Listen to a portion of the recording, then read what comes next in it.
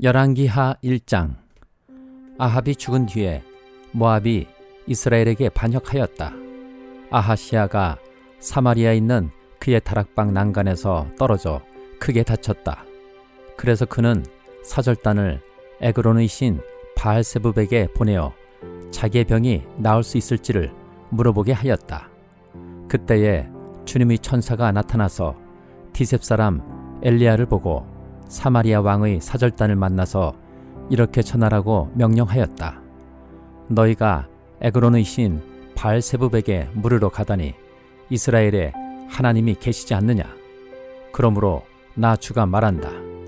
내가 올라가 누운 그 병상에서 일어나 내려오지 못하고 죽고 말 것이다. 엘리야는 천사가 시키는 대로 하였다. 그리하여 사절들은 가던 길에서 돌이켜서 왕에게 되돌아갔다. 왕이 그들에게 왜 그냥 돌아왔는지를 물었다. 그들은 왕에게 사실대로 대답하였다. 길을 가다가 웬 사람을 만났습니다. 그는 우리를 보고 우리를 보내신 임금님께 돌아가서 주님께서 하신 말씀을 전하라고 하였습니다. 그러면서 하는 말이 내가 에그론의 신 바알세붑에게 사람을 보내어 물으려 하다니 이스라엘에 하나님이 계시지 않느냐? 그러므로 너는 내가 올라가 누운 그 병상에서 일어나 내려오지 못하고 분명히 거기에서 죽고 말 것이다 하였습니다. 왕이 그들에게 물었다. 너희들을 만나서 그러한 말을 한 그 사람이 어떻게 생겼더냐?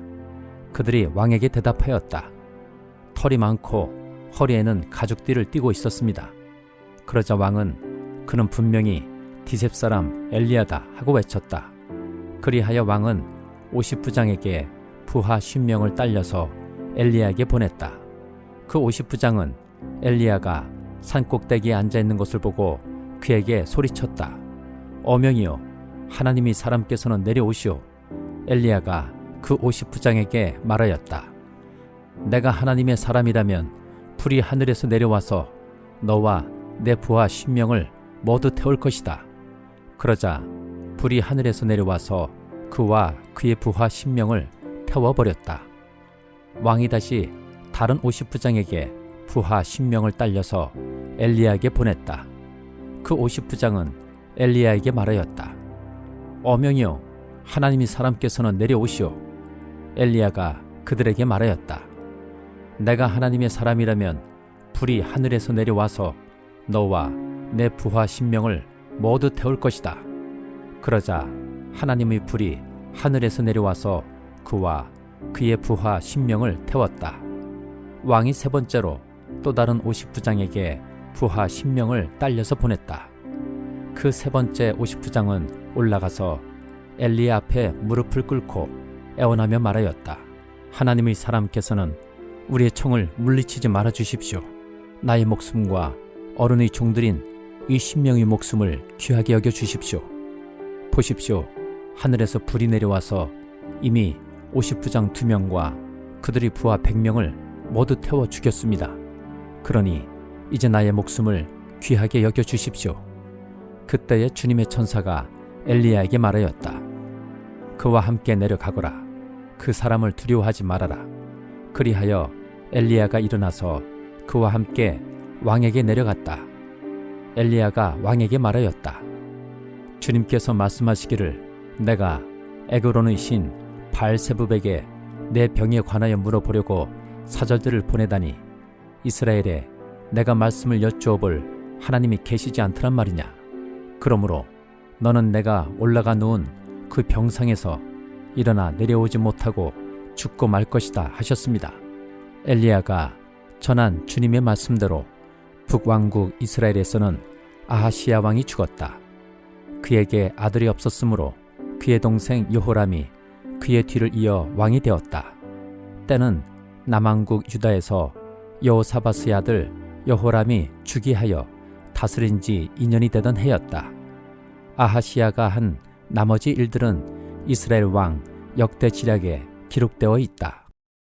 데살로니가 후서 1장. 바울과 실라노와 디모데가 하나님 우리 아버지와 주 예수 그리스도 안에 있는 데살로니가 사람의 교회에 이 편지를 씁니다. 하나님 아버지와 주 예수 그리스도께서 내려주시는 은혜와 평화가 여러분에게 있기를 빕니다. 형제자매 여러분, 우리는 여러분을 두고 언제나 하나님께 감사를 드릴 수밖에 없습니다. 그렇게 하는 것이 당연한 일이니 그것은 여러분의 믿음이 크게 자라고 여러분 모두가 각자 서로에게 베푸는 사랑이 더욱 풍성해 가고 있기 때문입니다. 그러므로 우리는 온갖 박해와 환난 가운데서도 여러분이 간직한 그 인내와 믿음을 두고서 하나님의 여러 교회에서 여러분을 자랑하고 있습니다.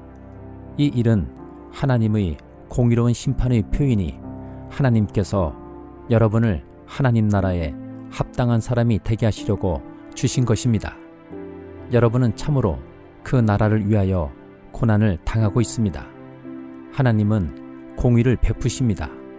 여러분을 괴롭히는 자들에게는 괴로움으로 갚아주시고 괴로움을 받는 여러분에게는 우리와 함께 안식으로 갚아주십니다. 이 일은 주 예수께서 자기의 권능 있는 천사들과 함께 하늘로부터 불꽃에 쌓여 나타나셔서 하나님을 알지 못하는 자들과 우리 주 예수의 복음에 순종하지 않는 자들을 처벌하실 때에 일어날 것입니다. 그들은 주님 앞과 주님의 권능의 영광에서 떨어져 나가서 영원히 멸망하는 형벌을 받을 것입니다.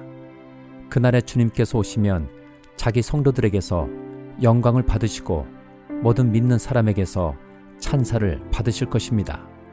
여러분은 우리가 여러분에게 전한 증거를 믿었습니다. 그러므로 우리가 언제나 여러분을 위하여 기도합니다.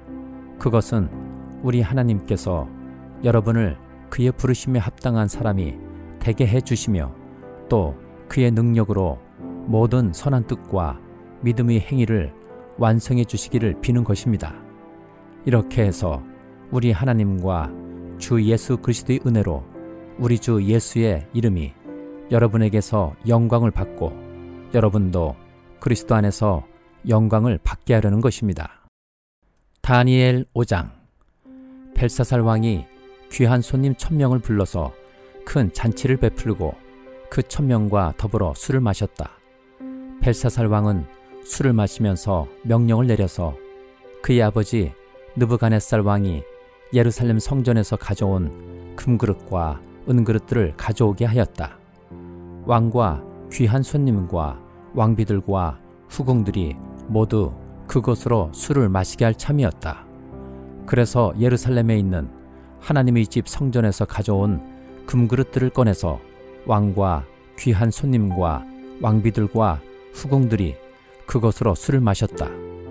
그들은 술을 마시고서 금과 은과 동과 철과 나무와 돌로 만든 신들을 찬양하였다. 그런데 바로 그때에 갑자기 사람의 손이 나타나더니 촛대 앞에 있는 왕궁 속고 벽 위에다가 글을 쓰기 시작하였다. 왕은 그 손가락이 글을 쓰는 것을 보고 있었다. 그러다가 왕의 얼굴빛이 창백해지더니 공포에 사로잡혀서 넓적다리의 힘을 잃고 무릎을 서로 부딪히며 떨었다. 왕은 큰 소리로 외쳐서 주술가들과 점성술가들과 점성가들을 불러오게 하였다. 그들이 들어왔을 때에 그는 바빌론의 지혜자들에게 말하였다. 누구든지 이 글자를 읽고서 그 뜻을 나에게 알려주는 사람은 자색 옷을 입히고 금목걸이를 목에 걸어주며 이 나라에서 셋째가 하는 통치자로 삼겠다. 왕궁 지혜자들이 모두 나왔으나 아무도 그 글자를 읽는 사람이 없었고 그 뜻을 왕에게 알려주는 사람도 없었다. 벨사살 왕은 크게 낙심하여 얼굴빛이 변하였고 손님들도 당황하였다. 왕과 귀한 손님들의 고함 소리를 듣고서 왕의 어머니가 연회장으로 들어왔다. 왕의 어머니가 왕에게 말하였다. 임금님의 만수무강을 빕니다. 임금님은 너무 번민하지 마시고 얼굴에서 근심을 떨쳐 버리시기 바랍니다. 임금님의 나라에 거룩한 신들의 영을 받은 한 사람이 있습니다. 그는 임금님의 아버지 때에 명철과 총명과 신들의 지혜와 같은 지혜를 가진 사람으로 알려진 인물입니다. 임금님의 아버지 느부갓네살 왕께서는 그 사람을 마술사들과 주술가들과 점성술가들과 점성가들의 우두머리로 세우셨습니다. 그의 이름은 다니엘입니다. 그에게는 탁월한 정신과 지식과 꿈을 해몽하는 총명이 있어서 수수께끼도 풀었고 어려운 문제도 해결했습니다. 느부갓네살 왕은 그의 이름을 벨드사살이라고 부르셨습니다. 이제 다니엘을 불러보십시오. 그러면 그가 그 글자를 풀어서 임금님께 알려드릴 것입니다. 다니엘이 왕 앞에 나아오니 왕이 다니엘에게 물었다. 그대가 바로 나의 부왕께서 유다에서 데려온 유다포로 가운데 하나인 그 다니엘이란 사람이요. 나는 그대의 이야기를 들었소. 그대에게는 신들의 영이 있고 명철과 총명과 탁월한 지혜가 있다고 들었소. 내가 지혜자들과 주술가들을 이리로 불러와서 이 글자를 읽고서 내 앞에서 그 뜻을 알아내라고 하였으나 그들이 이 글자의 뜻을 나에게 풀이하여 주지 못하였소. 그러나 나는 그대가 글자를 해석할 수 있고 어려운 문제도 풀 수 있다고 들었소. 지금 그대가 이 글자를 읽고 나에게 뜻을 풀이하여 주면 그대에게 자색 옷을 입히고 목에 금목걸이를 걸어주고 이 나라에서 셋째가는 통치자로 삼겠소. 다니엘이 왕 앞에서 아뢰었다. 임금님이 주시겠다는 선물은 거두시고 임금님이 내리실 상급은 다른 사람에게 주시기 바랍니다. 그럴지라도 저는 이 글자를 읽고서 그 뜻을 풀이하여 임금님께 알려드리겠습니다. 임금님, 가장 높으신 하나님이 임금님의 아버지 느부갓네살 왕께 나라와 큰 권세와 영광과 위엄을 주셨습니다. 하나님이 그에게 큰 권세를 주셨으므로 민족과 언어가 다른 무백성들이 그 앞에서 떨면서 무서워하였으며 부친께서는 마음대로 사람을 죽이기도 하고 마음대로 사람을 살리기도 하고 마음대로 사람을 높이기도 하고 마음대로 사람을 낮추기도 하셨습니다. 그러나 부친께서 마음이 높아지고 생각이 거만해지셔서 교만하게 행동을 하시다가 왕위에서 쫓겨나셔서 명예를 잃으신 일이 있었습니다. 사람 사는 세상에서 쫓겨나시더니 그의 마음은 들짐승처럼 되셨고 들나귀와 함께 사셨으며 소처럼 풀을 뜯으셨고 몸은 하늘에서 내리는 이슬로 젖으셨습니다. 그때야 비로소 부친께서는 가장 높으신 하나님이 인간의 나라를 다스리시고 하나님의 뜻에 맞는 사람을 그 자리에 세우시는 줄을 깨닫게 되셨습니다.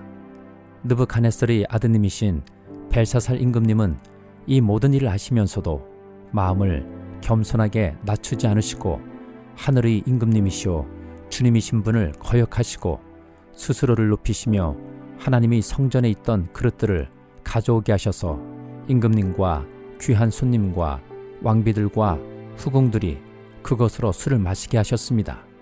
그리고 임금님은 보거나 듣거나 알지도 못하는 금과 은과 동과 쇠와 나무와 돌로 만든 신들은 찬양하시면서도 임금님의 호흡과 모든 길을 주장하시는 하나님께는 영광을 돌리지 않으셨습니다. 그러므로 하나님이 손을 보내셔서 이 글자를 쓰게 하신 것입니다. 기록된 글자는 바로 메네메네 데겔과 바르신입니다. 그 글자를 해석하면 이러합니다. 메네는 하나님이 이미 임금님의 나라의 시대를 계산하셔서 그것이 끝나게 하셨다는 것이고, 데겔은 임금님이 저울에 달리셨는데 무게가 부족함이 드러났다는 것이고, 바르신은 임금님의 왕국이 둘로 나뉘어서 메대와 페르시아 사람에게 넘어갔다는 뜻입니다. 벨사살이 곧 명령을 내려서 다니엘에게 자색 옷을 입히고 그의 목에 금목걸이를 걸어 주었으며 그를 그 나라에서 셋째가는 통치자로 삼았다. 바로 그날 밤에 바빌로니아의 벨사살 왕은 살해되었고 메대 사람 다리우스가 그 나라를 차지하였다. 다리우스의 나이는 62살이었다. 시편 110장. 주님께서 내 주님께 말씀하시기를 내가 너의 원수들을 너의 발판이 되게 하기까지 너는 내 오른쪽에 앉아 있어라 하셨습니다. 주님께서 임금님의 권능의 지팡이를 시온에서 하사해 주시니 임금님께서는 저 원수들을 통치하십시오.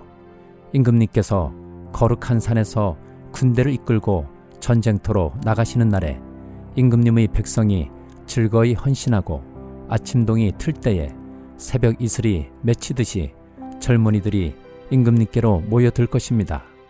주님께서 맹세하시기를 너는 멜기세덱을 따른 영원한 제사장이다 하셨으니 그 뜻을 바꾸지 않으실 것입니다.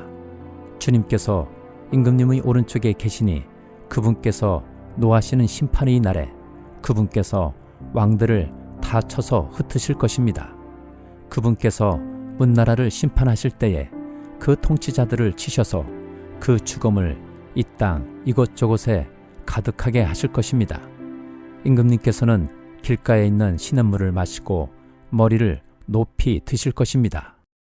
시편 111장.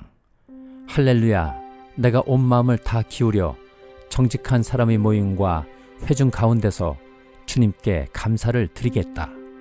주님께서 하시는 일들은 참으로 훌륭하시니 그 일을 보고 기뻐하는 사람들이 모두 깊이 연구하는구나. 주님이 하신 일은 장엄하고 영광스러우며 주님의 의로우심은 영원하다. 그 하신 기이한 일들을 사람들에게 기억하게 하셨으니 주님은 은혜로우시며 긍휼이 많으시다. 주님은 당신을 경외하는 사람들에게는 먹거리를 주시고 당신이 맺으신 언약은 영원토록 기억하신다. 당신이 백성에게 하신 일, 곧 문민족의 유산을 그들에게 주신 일로 당신의 능력을 알리셨다. 손수하신 일들은 진실하고 공의로우며 주님이 지시하신 법은 모두 든든하며 영원토록 흔들리는 일이 없으니 진실과 정직으로 제정되었다. 당신의 백성에게 구원을 베푸시고 그 언약을 영원히 세우셨으니 그 이름이 거룩하고 두렵다. 주님을 경외하는 것이 지혜의 근본이다. 주님이 계명을 지키는 사람은 바른 깨달음을 얻으니 영원토록 주님을 찬양할 일이다.